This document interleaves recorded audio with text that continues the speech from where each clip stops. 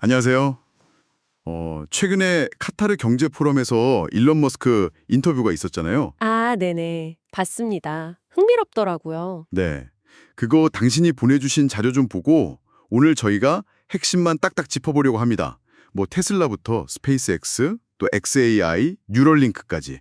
어휴, 많기도 하죠. 그렇죠. 이 복잡한 이야기들 속에서 당신이 꼭 아셔야 할 가장 중요한 내용들, 그걸 명확하게 전달하는 게 오늘 목표입니다. 준비되셨죠? 네, 그럼요. 그 인터뷰 보면 사실 좀 날카로운 질문도 있었는데 머스크는 뭐랄까 자기 비전은 확실히 밀고 나가더라고요. 맞아요. 그래서 단순히 그냥 요약만 할 게 아니라 그 발언 하나하나에 담긴 어떤 전략적인 의미, 더 큰 그림, 이런 걸 좀 파헤쳐보죠. 좋습니다. 자, 그럼 먼저 테슬라. 유럽 시장이 좀 약하다. 이건 인정을 했어요. 근데 또 전체 판매량은 괜찮다. 이렇게 말했고요. 네.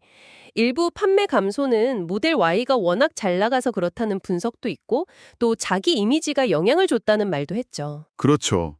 그 대외적인 이미지 언급한 게 좀 눈에 띄더라고요. 그래도 뭐 핵심 고객층은 탄탄하다. 이런 자신감은 보였어요. 이게 지금 테슬라 상황의 핵심일까요? 단기적으로 보면 그렇죠. 특히 오스틴에서 곧 시작한다는 그 로보택시 네트워크 있잖아요. 아, 네. 그게 중요한 시험대가 될 겁니다.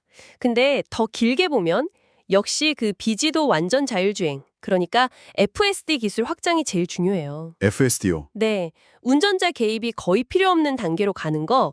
여기서 또 재밌는 게 그가 CEO 자리를 계속 하려는 이유가 단순히 보상 문제만은 아닌 것 같다는 거죠. 아, 그래요. 네, 그 행동주의 투자자들로부터 경영권을 지키려는 의도가 상당히 커 보여요. 아하. 최근에 본사를 텍사스로 옮기고 또 소액주주 소송을 좀 어렵게 만들고 이런 것들이 다 그 맥락에서 볼 수 있거든요. 그렇군요. 그 부정적인 여론 얘기도 했는데 이게 회사랑 자기한테 타격을 준다. 솔직히 인정했잖아요. 네, 뭘 구체적으로 지칭한 건 아니지만 그렇죠.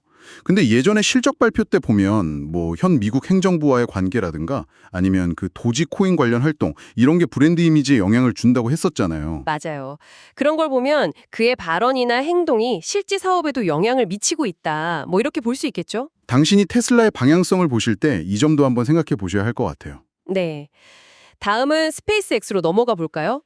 여기는 뭐 여전히 로켓, 스타링크, 단말기 이 세 가지가 핵심이죠. 그렇죠. 스타링크 상장 이야기도 나왔는데 뭐 서두르진 않겠다 이런 입장이고요. 사용자 기반 늘리고 또 그 다이렉트 투 셀 서비스 같은 거 새로 추가하는 게 먼저라고 했죠. 네, 그게 우선입니다. 그리고 역시 스페이스X 하면 스타쉽이죠. 아, 스타쉽.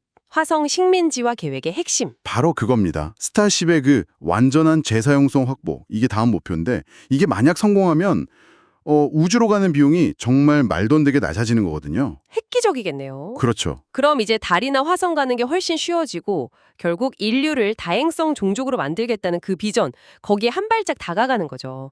그래서 스페이스X는 그냥 우주회사가 아니라 인류의 미래를 바꾸려는 엄청난 프로젝트로 봐야 해요. 와, 진짜 스케일이 다르네요. 자, 그럼 이제 AI 분야로 가보죠. 머스크는 AI 규제가 시급하다, 이걸 되게 강하게 주장해요. 네, 다른 산업은 규제가 너무 많은데 오히려 AI 같은 신기술은 너무 풀어져 있다. 이런 논리죠.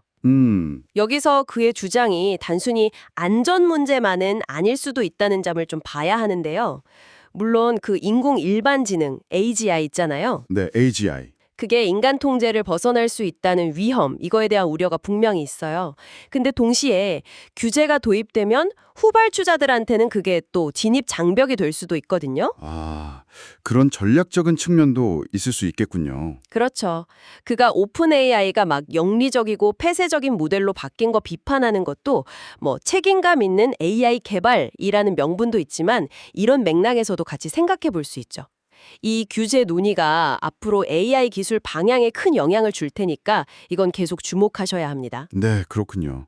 마지막으로 뉴럴링크는 좀 짧게 언급됐어요. 네, 그렇죠. 뭐 질병으로 시력이나 다른 신체 기능을 잃은 사람들 돕는 기술 개발에 집중하고 있다? 이 정도 강조했죠. 네. 인터뷰에서 길게 얘기하진 않았지만 메시지는 분명해요.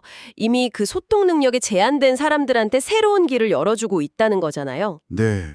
아직 뭐 초기 단계지만 인간의 능력을 확장할 수 있다는 가능성을 보여준다는 점에서 이것도 정말 중요한 진전이라고 봐야죠. 자, 오늘 이렇게 일론 머스크 인터뷰를 통해서 와, 정말 테슬라의 현실적인 문제부터 자율주행의 미래, 스페이스X의 그 거대한 우주 비전, 또 AI 기술의 기회와 위험, 마지막으로 뉴럴링크의 잠재력까지 숨가쁘게 한번 훑어봤네요.